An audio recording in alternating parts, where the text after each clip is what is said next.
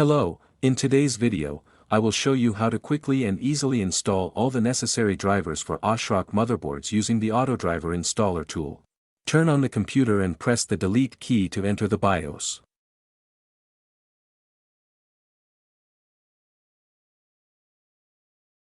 Go to Advanced Mode, then to Tool and there enable AutoDriver installer.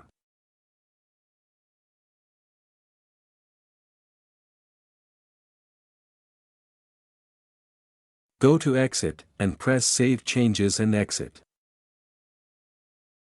When you enter Windows, the AutoDriver installer will appear on the bottom right of the screen, so click Yes and install all the missing drivers.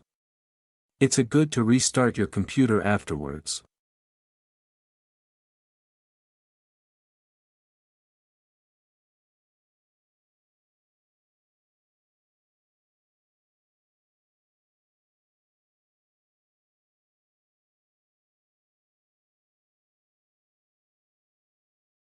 Right-click on the Windows Start button to enter the device manager and check if all drivers are installed.